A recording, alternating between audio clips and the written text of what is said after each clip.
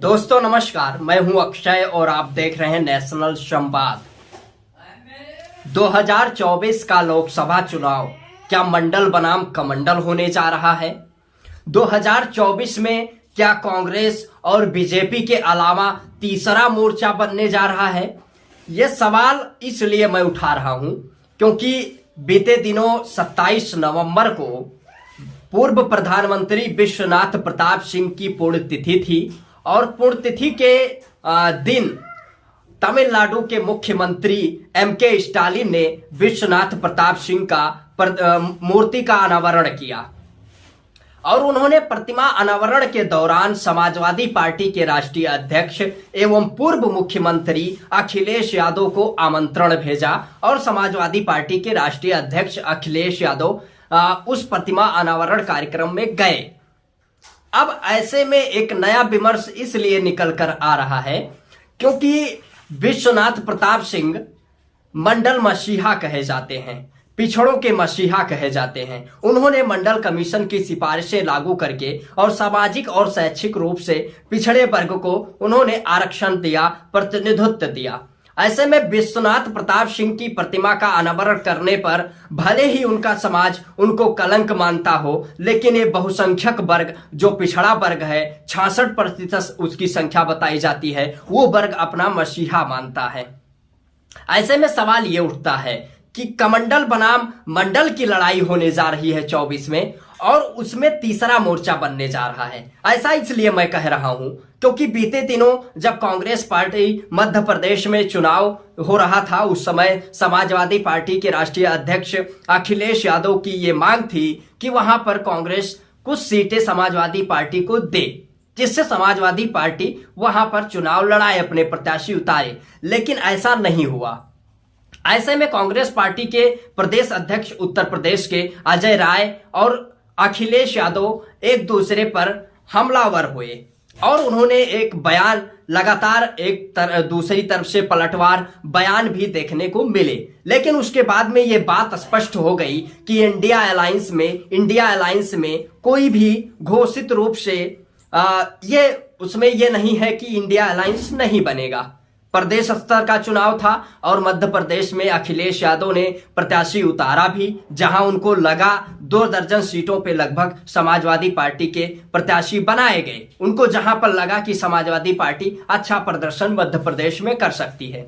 उसके बाद एक नया विमर्श इसलिए निकल कर आ रहा है कि पिछड़ों के मसीहा बीपी मंडल की विश्वनाथ प्रताप सिंह की जो प्रतिमा का अनावरण हुआ, उसमें एम.के. स्टालिन ने अखिलेश यादव को क्यों बुलाया। अखिलेश यादव को मुझे जहां तक लगता है या विमर्श करने पर यह स्पष्ट समझा जा सकता है कि अखिलेश यादव को उन्होंने इसलिए बुलाया क्योंकि जो उत्तर भारत है और दक्षिण भारत है, उत्तर भारत और दक्षिण भारत को जोड़कर जो मंडल बनाम कमंडल की लड़ाई 24 में होने जा रही है, वो निश्चित तौर पे जो अखिलेश यादव ने पीडीए का नारा दिया है, पिछड़ा दलित अल्पसंख्यक का नारा दिया है, उस गठजोड़ पर सफल होंगे। और ऐसा इसलिए मैं कह रहा हूं क्योंकि भारतीय जनता पार्टी जिस तरीके से प्रधानमंत्री नरेंद्र मोदी ने अपने आप को पिछड़े मां का बेटा कहा और सामाजिक न्याय के मुद्दों पर और पिछड़ों के मुद्दों पर प्रधानमंत्री मोदी इस समय कटघरे में है। और ऐसे में उत्तर भारत, जो उत्तर प्रदेश हो, बिहार हो और झारखंड हो, इन राज्यों में भारतीय जनता पार्टी यदि उत्तर भारत में कमजोर होती है तो दक्षिण भारत में एम.के. स्टालिन जो उन्होंने एक नया मैसेज देने का कार्य किया है सोशल जस्टिस का, तो ये स्पष्ट समझा जा सकता है। और यदि साउथ इंडिया और उत्तर भारत दोनों मिलके और पिछड़ा दलित अल्पसंख्यक गठजोड़ सफल होता है, मंडल बनाम कमंडल की लड़ाई होती है और पुरानी जो 70, 80, 90 के दशक में उस समय जो मंडल बनाम कमंडल की लड़ाई हुई, उससे सीख लेते हुए यदि एक गठजोड़ बनता है और निश्चित तौर पे यह गठजोड़ सफल होगा और भारतीय जनता पार्टी को हराने में भी सफल होगा, मुझे लगता है। और इसके कारण है कि अखिलेश यादव सबसे बड़े सूबे के मुख्यमंत्री रहे हैं और इस समय वो बैकवर्ड की या बहुजन समाज की राजनीति कर रहे हैं। और ये माना जा रहा है कि ओबीसी के बड़े नेता हैं अखिलेश यादव। और अखिलेश यादव उत्तर भारत में अगर पीडीए को मजबूत कर लेते हैं तो दक्षिण भारत में जो सोशल जस्टिस का मूवमेंट चल रहा है वो दोनों मिलकर निश्चित रूप से एमके स्टालिन और अखिलेश यादव ने ये नया मैसेज दिया है कि तीसरा मोर्चा भी बन सकता है। यदि तीसरा मोर्चा नहीं बनता है, इंडिया अलायंस यानी कांग्रेस के नेतृत्व में ही इंडिया अलायंस बनती है, तो उसमें भी समाजवादी पार्टी का और समाजवादी नेताओं का ये माना जाएगा कि दबाव रहेगा या कह सकते हैं वर्चस्व रहेगा।